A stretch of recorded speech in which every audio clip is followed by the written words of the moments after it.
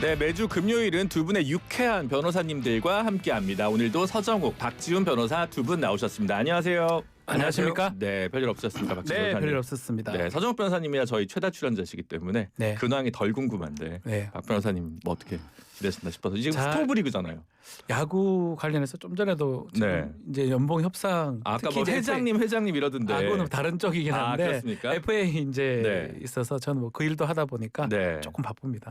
올해 제일 화제가 되는 FA는 누군가요? 아마도 박찬호 선수라고 기아에. 기아 타이거스에 네. 유격수 하고 있는 네. 그 선수가 아닌가 생각이 드는데요. 네. 뭐 저는 그 선수하고는 관계는 없습니다. 관계 없고. 예. 또 이글스의 뭐 폰세나 이런 선수들 뭐 이렇게 남는지 안 남는지. 간 것 같아요. 벌써 제가 봤을 때는. 그렇습니까? 남 돈 버는 얘기라도 이런 얘기는 좀 유쾌한데 네. 국회 얘기는 우울하기만 합니다. 어쨌든 국정감사가 끝났습니다. 배치기로 끝난 국정감사 일단 전체적인 총평을 우리 서정욱 변호사님부터 해주시죠. 뭐 한마디로 이제 김현지로부터 시작해서 김현지로 끝난 이런 이제 최악의 저는 국감이었다 이렇게 보고요. 여기 그 민주당의 책임이 저는 크다 봅니다. 왜냐하면 김현지를 충분히 저는 출석시킬 수가 있는데 이재명 대통령도 뭘 했습니까? 대기시키나 했잖아요. 근데 말도 안 되는 이유로 조건을 달면서 끝내 불출석시키잖아요. 이거 두고 아마 이게 그 화근이 될 것이다 이렇게 봅니다. 김현지로 시작해서 김현지로 끝났다. 네, 곽지훈 변호사님. 그거를 국민이 만든 게 아닌가 저는 그렇게 좀 인식을 하고 있는데요. 정말 이게 눈살 찌푸리는 국정감사였던 것 같아요. 어쩌면 이제 국정감사가 야당의 시간이 좀 돼야 되는데 그래서 과연 이번에 국정감사에서 국민의힘이 뭔가 보여준 게 있는가 했을 때는 말씀대로 김현지나 뭐 배치기나 뭐 그런 것만 눈에 띄었던 것 같고 야당이 안 보여줬다라는 거는 조금 국정감사의 역할을 제대로 좀 못하고 있었던 게 아닌가 저는 좀 그렇게 또 인식이 좀 됩니다. 네, 사실 마지막에 이 배치기가 강렬해서 그렇지 초기에 법사위 중간에 과방이 다 있는데 뭐 다 나옵니다. 서정욱 변호사님마저 김현지에서 김현지로 끝났다라고 하니까 의외의 좀 평가라는 생각이 드는데 이 배치기 상황은 그 정말 어떻게 봐야 됩니까? 저는 이분이 그 김병기 위원장이 비서실장이거든요. 초선이에요. 고향병에. 네. 이기현 의원님이요. 이분이 초선이에요. 네. 근데 국회가 아무리 뭐 예의나 품격이 없어져도 이렇게 원내대표로 한데 배치기를 한다? 근데 사과가 더 황당한 게 자기 잘못은 이게 뭐 뱃살을 안 빼가지고 앞으로 살 좀 빼겠다. 다시 한번 이게 또 우롱하는 네. 이렇게 또 글을 올리더라고요. 전 정말 이분이 부적절하다 이렇게 보고 사과도 진정성이 전혀 없는 조롱을 하고 있다 이렇게 보고 뭐 이거는 이기현 의원의 큰 잘못이다 이래 봅니다. 그 배치기가 이제 있었는데 배치기로 끝났다고 지금 다들 그렇게 얘기하잖아요. 네. 국민의힘 입장에서 이게 과연 바람직한지는 저는 모르겠습니다. 뭐 이기현 의원 얘기는 뭐 제가 뭐 어떻게 뭐 변론할 수 있는 그런 상황은 아닌 것 같고 일단은 부딪힌 거는 맞고요. 뭐 사과를 저는 했다고 지금 보이는데 결국은 만약에 김현지 부속실장이 나왔으면 또 국민의힘 어땠을까 또 생각 들고 저는 또 한편으로는 어쨌든 그 짧은 시간 오전에도 나온다 했으니까 불러서 그러면 그렇게 궁금한 거 물어보든지 과연 또 물어볼 게 뭐가 있는지도 의문스럽고 조금 저는 좀 이해가 안 됩니다. 그냥 이렇게 자꾸 이렇게 그 호칭을 김현지 뭐 이렇게 얘기를 하는데 그게 그렇게 커 보이지도 않고 과연 공감할 수 있는 분들이 얼마 정도 될까도 저도 사실 좀 의문스럽거든요. 네. 솔직히. 그 김현지 부속실장 관련해서 네. 박지훈 변호사님 그러니까 야당에서 6개 상임위나 나오라고 한 것은 오바다 네. 이런 얘기는 많이 하는데 오전만 아니면 오후만 이거는 조금 민주당이 저도 저는 운영위 정도는 나가야 된다고 생각을 했어요. 왜냐하면 뭐 부속실장은 나갈 필요가 없지만 총무비서관은 나가야 돼요. 총무비서 했지 않습니까? 네. 그러니까 저는 그렇게 생각을 했는데 저는 야당의 기술적인 부분이 오전에 나온다 하면 나온 사람 붙잡아서 질문해가지고 뭐 기술적으로 그러니까 질의 시간을 많이 해가 한 분한테 몰아서 질문한다든지 그렇게라도 그렇게 원했으면 했어야 되지 않나. 근데 한편으로 나오면 또 어떡하 이런 생각했을 것 같아요. 나와서 물어볼 게 별로 없어요. 존엄입니까? 물어볼 거예요. 실세입니까? 물어볼 겁니까? 그래서 저는 한편으로는 나왔을 때 뭘 했을까 이런 생각을 해보면 안 온 게 또 국민의힘 입장에서는 뭐 나쁘진 않았다 생각도 들거든요. 그 서정욱 변호사님 굳이 국민의힘에서 건질 게 별로 없기 때문에 안 나오는 걸 조장한 방식으로 협상을 끌고 갔다 이런 식으로 얘기하시는 민주당 쪽 패널 분들도 계시거든요. 어떻게 보세요? 그게 제일 이게 말도 안 되는 그걸 궤변이라 그럽니다. 국민의힘이 오전에만 넘으면 30분도 못 물어요. 그러고 점심시간이고 오후에 일정 있다고 가버리면 그러면 나오나 안 노나 3분도 못 묻는 거예요. 따라서 국민의힘이 뭐 안 노는 걸 더 좋아했다? 이건 말도 안 되는 게 개변이다. 이렇게 보고요. 물어볼 게 한두 개입니까? 놓으면 왜 여가부 장관 강선우 왜 당신이 통화했느냐? 질책했다고 그랬잖아. 강훈식 원장 비실장이 이것도 물어보고 그다음에 그 옛날에 박지원 의원이 내가 김현자하고 통화해봤더니 만사현통 아니더라. 내가 청탁했더니 안 되더라. 무슨 청탁을 했냐 말이야 박지원. 이런 것도 물어볼 수 있고 그다음에 특수활동비 있잖아요. 거기 보면 이게 전 100만 원 단위로 딱딱 끊어지면서 경력금을 주더라. 특활비 용도 안 맞잖아요. 총무비서관이 살림 사는 거 아닙니까? 이것도 물어보고 뭐 제가 보기에 10시간 물어봐도 부족한데 오전에 30분 해라? 이거 말이 안 되는 이야기죠. 네, 일단 두 분 입장은 알겠고요. 강훈식 비서실장 나와서 뭐 강선우 장관한테 통화한 것은 좀 부적절했던 것 같다라는 표현이 네. 있었는데 한편 강훈식 비서실장이 답변한 것 중에 이게 좀 대목이 있는 것 같아요. 그 재판중지법 관련해서 강훈식 비서실장이 재판부에서 이미 다 입장 밝힌 거 아니냐. 근데 뒤집을 경우에 다른 조치가 필요할 수도 있다라는 취지로 얘기를 했는데 이게 그동안 대통령실 입장이랑 약간 다른 것 같은 느낌이어서 저는 좀 그것도 약간은 사족이 아니었나. 네. 왜냐하면 제가 기억하기로는 비서실장이 얘기했던 부분이에요. 네. 그 재판중지법이 당에서 추진한다고 민주당이 추진한다고 하니까 그럴 필요 없다라고 정정 요청드린다라고 표현을 했다면 그 맥락이 좀 사실 맞아야 되거든요. 그렇죠. 근데 뒤에 제 조치라는 게 뭐 떠오르기도 하고 뭔지 모르기도 하겠지만 저는 그거는 어쨌든 간에 굳이 얘기한다는 거는 약간 지방선거를 염두에 둔 지지층을 의식한 답변이었을까요? 강훈식 비서실장의? 그 정도까지. 근데 지금도 서울시장 뭐 얘기는 있지만 본인이 얘기하지도 않을 뿐더러 너무 좀 이르지 않습니까? 네. 글쎄요. 저는 그 정도 준비된 답변은 같지는 않고 정말 말 그대로 조금 사족을 그냥 붙인 게 아닌가 싶습니다. 서정 변호사님. 제가 보기에 다른 조치라는 게 제가 상상할 수 있는 게 한 4가지 정도 저는 네 가지나요? 예. 네 가지는 있습니까? 아. 자 재판을 제기하면 그때 가서 재판 중지법을 만드는 거죠. 네. 그 당연히 하나. 그다음에 두 번째 판사를 압박해서 왜 위헌적으로 하느냐. 탄핵. 판사 탄핵. 네. 그것도 충분히 할 수 있죠. 네. 그다음에 세 번째가 헌재로 가져가는 거예요. 이거는 헌법 84조니까 헌재에다가 왜 대통령 권한 침해하느냐. 재판소원 같이. 권한쟁의 심판이나 뭐 헌법소원처럼 네. 이런 식으로 이렇게 가져가는 거. 네. 세 번째 하나 있고요. 그다음에 마지막으로 법을 바꿔버려요. 예를 들어 공직선거법에 허위사실 있잖아요. 행위를 뺀다든지 배임을 빼버린다든지 이런 식으로 이런 4가지를 상상할 수 있는데 냈다 상당히 저는 부적절한 조치다 이렇게 봅니다. 네. 알겠습니다. 근데 횡령 배임도 물론 이제 정지돼 있긴 한데 그 사건 같은 배임이 경우도 많이 배임이죠. 배임죄. 배임이 돼 있긴 한데 지금 이제 더 문제되는 건 공직선거법이 지금 선거법이 2심에 약간 가 있기 때문에 우선순위가 좀 더 있지 않을까라는 생각이 들긴 하는데요. 알겠습니다. 어쨌든 강 실장님이 약간 강훈식 비서실장이 약간 애매하게 얘기는 하지만 기본적으로 재판중지법 위헌 논란 관련해서는 그 자체를 대통령실에서 논의하지는 않았다라는 이야기를 했다는 점 덧붙이고요. 야당 대표로 좀 가보죠. 장도혁 대표 어제 광주 5.18 묘지를 참배하면서 또 시민들에게 저지를 당한 논란이 있었습니다. 그래서 왜 갔냐, 그리고 이런 걸 예상 못했냐, 노린 거냐, 뭐 여러 가지 해석들이 있는데 이거는 서정욱 변호사님부터 한번 짚어주시죠. 저는 조금 아쉬운 게요. 광주 정신은 서로 이게 통합하고 용서하고 화해하고 하나가 되는 이게 광주 정신이라 봅니다. 근데 장동혁 대표가요. 계엄에 찬성한 적이 없어요. 18명 표결할 때요. 제일 먼저 달려가서 계엄을 반대한 거예요. 해제 표결했었죠. 예. 네. 근데 다만 탄핵도 반대한 거죠. 계엄도 반대한 겁니다. 본인은 뭐 계엄이 하나님의 섭리다 이걸 가지고 자꾸 전체를 안 보고 기독교인들은요. 다 모든 걸 하나님의 뜻으로 생각합니다. 전체 문맥 보면 문제될 게 없어요. 따라서 이게 마치 계엄을 옹호한 것처럼 해서 참배를 막았잖아요. 이건 저는 좀 이게 아쉽다. 광주 조금 더 시민들의 반응이 아쉽다는 거예요. 그렇죠. 조금 더 열린 마음으로 네. 좀 용서해주고 그래도 이게 참배하러 갔잖아요. 아마 장동희 대표가 앞으로도 매달 갈 겁니다.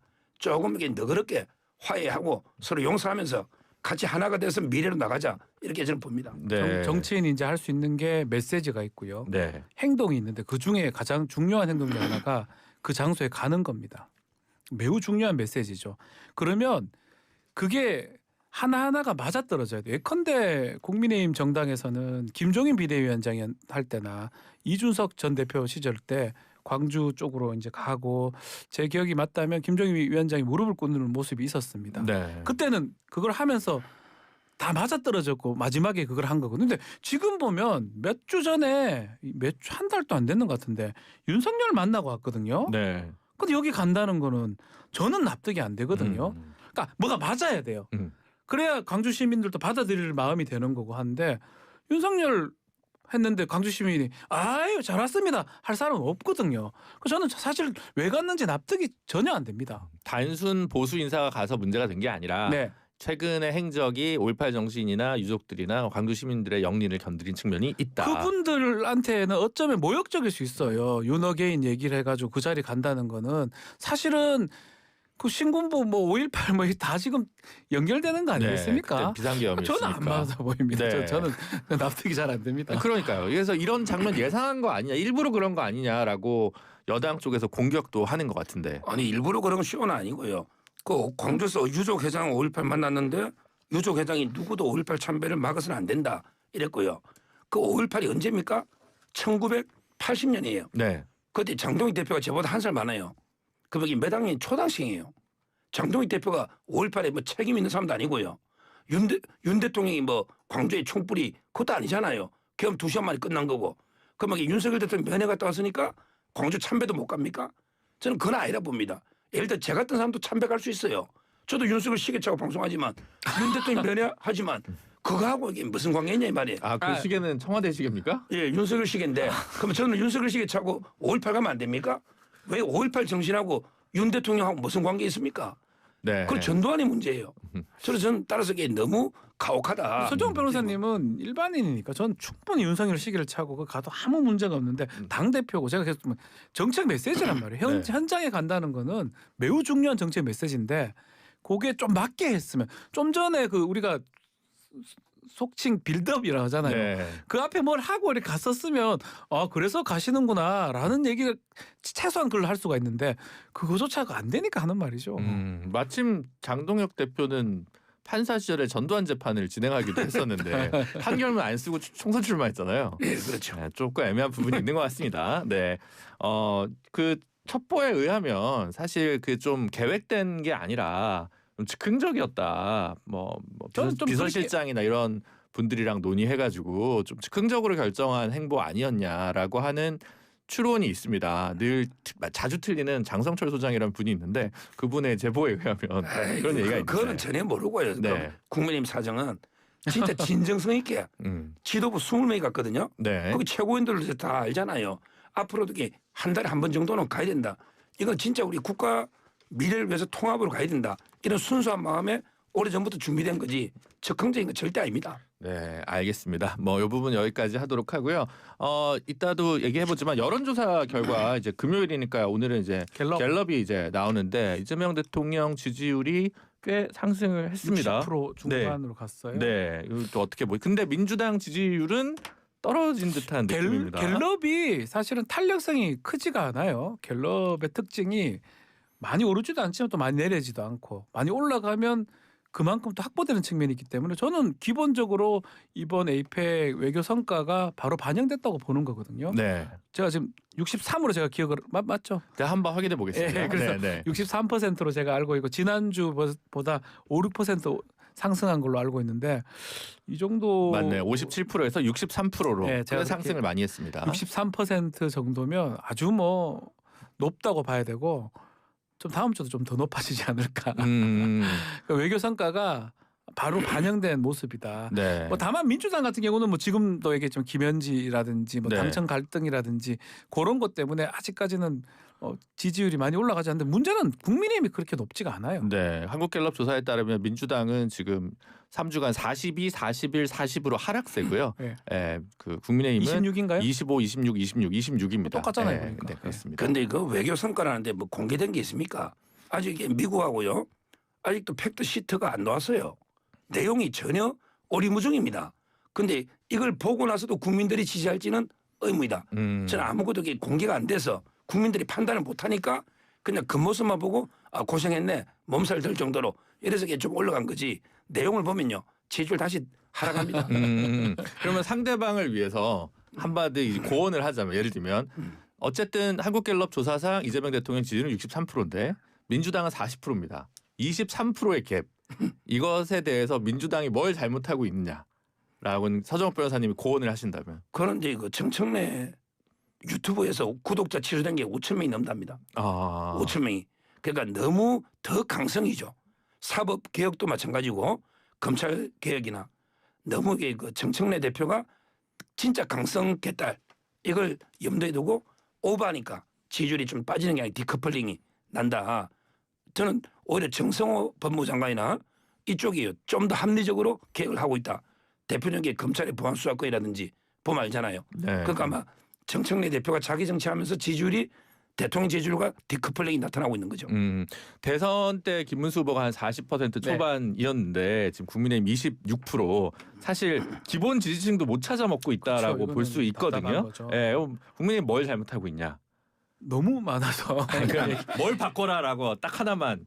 전 똑같은 얘기로 비는데 조금 맥락은 달라요. 네. 윤어게인 얘기를 제가 계속 오늘 또 많이 했는데 빨리 결별을 해야 됩니다. 지금 선거가 사실은 얼마 안 남았거든. 지방선거. 네. 지방선거도 그렇게 치를 수는 저는 없을 거라 보는데 광주 가는 게 사실 어떤 전략적으로 나왔는 거라면 모르겠지만 그게 좀 아닌 것 같다는 느낌도 들기도 하고 어쨌든 간에 윤석열 지난 정부하고 결별하지 않고 계속적으로 한다면 이 역에선 절대 못 벗어납니다. 계속 떨어지면 떨어지지. 근데 그것도 확실한 건 또 그것도 있는 것 같아요. 이 26은 또 보장될 수 있는 선이거든요. 네네. 거기에 달콤함을 느끼는 것 같아요. 국민의힘의 지도부나 국민의힘 정당에 계시는 분들이 네. 그래서 여기 계속 머물러 있으면 선거를 치를 수가 있을까요? 근데 의문스럽습니다. 방금 전에 강훈식 비서실장 얘기할 때는 선거가 많이 남았거든요라고 박준희 변호사님 얘기하다가 지금은 선거가 얼마 안 남았거든요 이렇게 얘기하면 제가 어느 장단을 맞춰야 됩니까? 그런 의미는 아니고 그 개인별로 하는 거하고 네. 정당이 진짜 하는 구도 거하고 다른 속에서는 거죠. 좀 다르다. 정당이 한번 이 나침판을 잡고 가야 되거든요. 네. 지금쯤이면 어떻게 갈지 방향을 잡고 가야 되는데 아직까지 안 잡고 계시는 거 아닌가. 저는 그렇게 인식이 좀 됩니다. 네, 알겠습니다. 특검 얘기로 좀 넘어가서 이게 헌정사상 처음 있는 일일 것 같은데 윤석열 전 대통령과 김건희 씨가 나란히 형사재판에 참여했습니다. 다른 법정입니다. 다른 법정이어서 서로 못 만나게 동선을 조율했다는 보도가 있는데 하여튼 이 장면 어떻게 좀 보시는지. 네. 저는 뭐 상당히 소외랄까? 너무나 가슴이 아프고요. 참 이게 안타깝다는 생각이 들어요. 우리 역사상 이렇게 대통령 부부를 동시에 구속한 적이 없었거든요. 지금이라도 저는 김건희 여사 보석 청구했잖아요. 빨리 보석에서 좀 석방해서 이런 이제 안타까운 장면 없어야 된다. 이렇게 봅니다. 네, 박준희 변호사님은 지금 이제 층이 좀 다르기 때문에 아마 저는 이걸 동선 뭐 겹치고 이런 게 고려한 것 같지는 않고요. 재판 자체 시간도 좀 달랐고 같은 날에 윤석열 대통령이 사실 계속 출석하지 않고 한 번씩 출석 안 할 때도 있고 이런 네, 그러니까 그렇죠. 그게 딱 맞아떨어졌다고 지금 생각이 들고 뭐 또 우연찮게 만난다고 하더라도 뭐 거기서 인사를 하겠습니까? 그냥 저는 해프닝이다. 왜냐하면 두 사람 다 재판을 꽤 많이 받아야 됩니다. 네. 뭐 또 출석을 하지 않으면 모르겠지만 네. 출석을 한다 과정했을 때는 중앙지법이 지금 다 걸려 있기 때문에 자주 만날 수밖에 없는 상황이다 이렇게 생각이 들어요. 네, 그렇군요. 그 한편 지금 해병 특검에서는 이제 윤석열 전 대통령 소환을 하겠다고 했는데 현재 또 안 나간다라고 하는 입장인 것 같아요. 이 특검 조사에. 그래서 재판에 나오고 특검에 안 나가고 그러면 이것이 꼭 건강 문제냐라고 하는 의문을 품을 수밖에 없을 것 같거든요. 이 선택적 출석 전략에 대해서 서 변호사님 어떻게 보시겠습니까? 뭐 건강 문제도 있는데 건강하다 매일 가는 건 무리가 오잖아요. 따라서 꼭 필요한 재판 갑니다. 예를 들어 재판도 중요한 정의 신문이 있을 때 뭐 곽종건 사령관이나 또 우리 경호처의 김성훈 이런 박종준 이런 분들 간 거죠. 재판도 필요 없는 재판은 건강상 못 나갈 수 있어요. 그런데 최상병 특검은요 이미 이종섭 장관부터 5명을 해가지고 5명 다 영장이 기각됐거든요. 대통령이 가봤자 할 말이 없어요. 경로 외에는. 따라서 안 갈 걸로 보고 무리하게 재판장 집행하면 억지로 끌고 갈지는 모르지만 가석에 진술 거부권 하면 실익이 없을 겁니다. 그렇다. 네. 좀 갔으면 좋겠는데 이런 생각이 들어요. 결국은 최병 특검도 중간에 영장이 기각됐기 때문에 뭐 더 확인할 수는 없었던 부분도 있겠지만 경로하고 그게 인과성이 있느냐 이 부분이기 때문에 최종 종착점은 윤석열 대통령인 거거든요. 전 대통령인 거거든요. 그렇다면 본인이 출석을 해서 어떤 식으로든 답변을 해야 되는데 선택적으로 필요한 재판에서는 참석을 해서 출석을 해서 거기서는 막 그래하고 그것을 바라보는 국민들 또 바라보는 지지자들도 이게 맞다고 볼지 또 차라리 다 나가지 말든가. 네. 뭐 그런 생각을 하지 않을까요? 그리고 나가가지고 또 막 싸워가지고 이상한 것도 나오지 않았습니까? 한동훈 뭐 어떻게 하겠다. 네. 그리고 뭐 여사 얘기 안 하냐고 이런 얘기가 오히려 눈살을 찌푸리는 게 아닌가 그렇게 생각이 됩니다. 네. 그 아까 최혜병 특검 관련해서 구속영장 5명이 이제 기각됐었다고 예. 서 변호사님 짚어주셨는데 임성근 사단장은 이제 구속영장이 한 나왔고 명만. 네. 하고 외압과 관련해서 다섯 명. 네. 그런데 예. 이제 그 구인시도 관련해서 지금 또 조사를 거부하고 있다고 해가지고 여기에 대해서 다시 한번 체포영장을 하는 것을 이제 특검에서 검토한다는 네, 기사가 할 있는데 가능성이 구속영장까지 나온 뭐 윤석열 대통령도 마찬가지였습니다만 자꾸 이렇게 안 나오는 거 이거는 좀 바람직하지 않지 않나요? 근데 그 지기현 부장판사도 경고하듯이 안 나갔을 때는 이게 불이익은 대통령이 받는 겁니다. 그렇죠. 반대신문 못할 때는 그걸 감수하고 그래서 이제 꼭 필요한 재판은 정인신문 할 때 가고요. 근데 뭐 정인 중에 보면 120명이 정인이다. 대통령이 전혀 모르는 정인도 있잖아요. 그 하급 군인들은요. 이런 거는 이게 건강 문제 때문에 가만히 앉아 있는 거예요. 그래서 저는 선택적이라기보다는 건강이 허락하는 한 꼭 필요한 재판은 간다. 이런 입장입니다. 네, 알겠습니다. 이 부분 여기까지 짚도록 하고요. 저희는 네. 잠시 광고 듣고 2부에서 다시 찾아뵙도록 하겠습니다. 잠시만요. 춤과 노래를